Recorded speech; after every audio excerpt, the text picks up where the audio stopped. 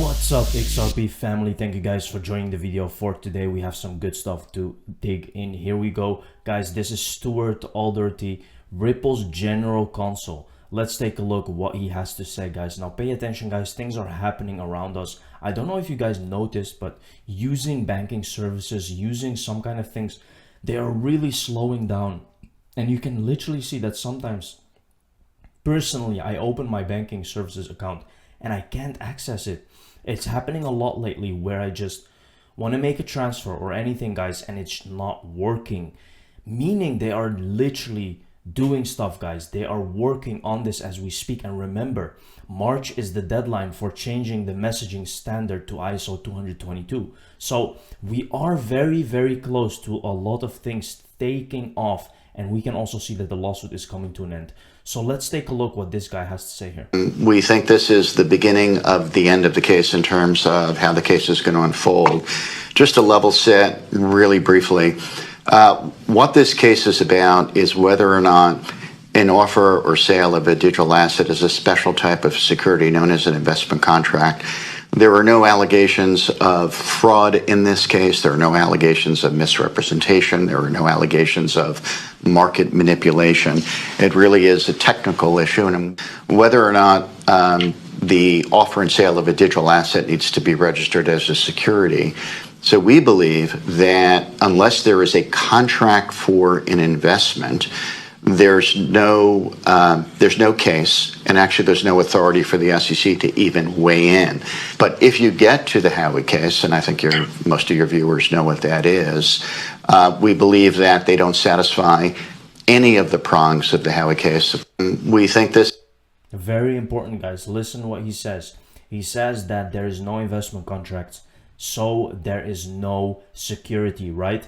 And recently we can see that Coinbase won the case about selling unregistered securities, which means it can actually start relisting XRP, which it still didn't do, guys. Now there is a story going around that Coinbase doesn't like Ripple, and there is some kind of reason for that, guys, because now you can also see that it comes to light with this. They won the case. They can actually start relisting XRP, but they still didn't do that. So there is definitely something going on there. Which is obviously has to do, of course, with XRP being very important, right? Maybe they cannot list it because they have orders from above. They cannot really just do that. So because they will have problems, right? Remember, they don't want you to buy XRP. They don't want you to have this digital asset. It's going to become more scarce and scarce, guys, moving forward.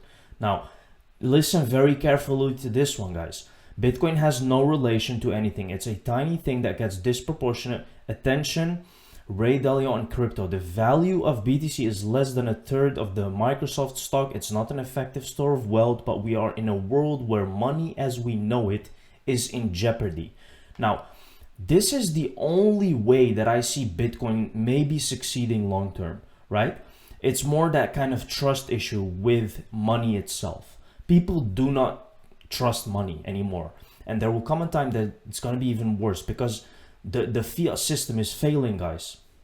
Now the question here is, there's two sides with Bitcoin, whether it's going to go to zero, guys, whether it's going to succeed because of the trust issue. People will not trust these government currencies anymore, and they will literally buy Bitcoin. But I don't really see this happening. It's not very effective. What can you do with Bitcoin in a world where there is CBDCs? Everything is being monitored, and like they can really see what everyone is doing with their money. The thing is, of course, people don't like that, but people also like a sense of security, guys. And there is not a lot of security with Bitcoin in terms of really transferring your money and all that stuff, because it's not very useful, right? And that's the problem here. So there's two sides here which this can go. Let's take a look at this video, guys. But I think it has no relation to anything. Okay, in other words, it moves, it has no relation. It's a tiny thing that gets a disproportionate attention. You know, the value of Bitcoin is less than a third of the value of Microsoft stock.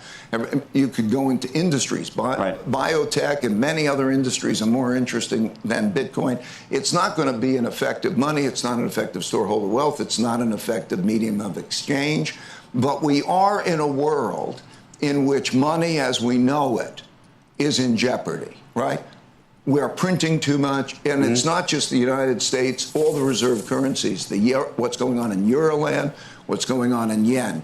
And so in that world, the question is, what is money and how's that going to operate? So when we look at something like China's renminbi, and then you take the digital renminbi, I think you're going to see that become more and more a thing. So when things start to open up in an evolutionary way, people are going to start to say, where is my safe storeholder wealth? And as you have China denominate more of its trade in renminbi, then naturally those who are going to hold renminbi, if Saudi Arabia sells oil in renminbi and then buys things from China in renminbi, when they get it, they're going to hold more renminbi. It's going to be a higher percentage of their.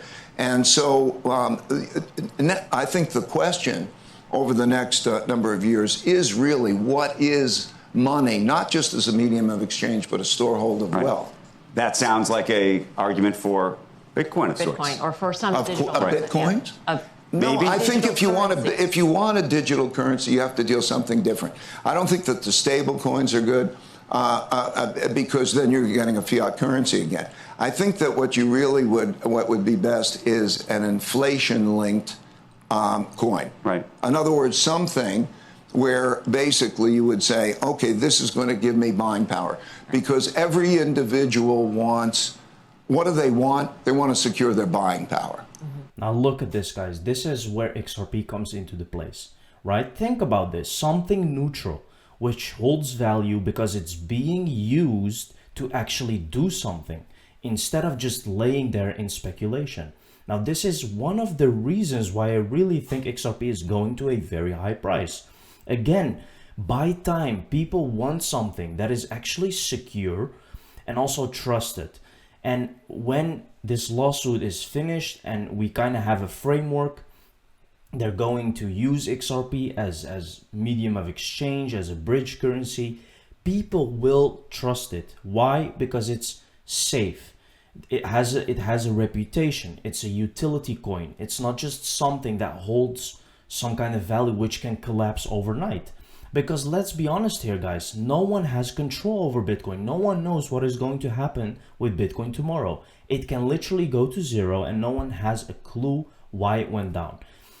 That's because there is nothing behind it. Nothing is backing it. It's gonna be different with XRP, especially when we have gold and silver coming into the play here. Now think about what this guy is saying, because this is the most important part of why we believe in XRP in the first place, right? Fiat money is failing. They're trying to find a solution. Once they find that solution, they have CBDCs. You still cannot just trust CBDCs on its own, because it's not enough. You're just having another fiat system. But when you have a bridge currency, people will see that like, let's put my money in this bridge currency, which is being used anyway.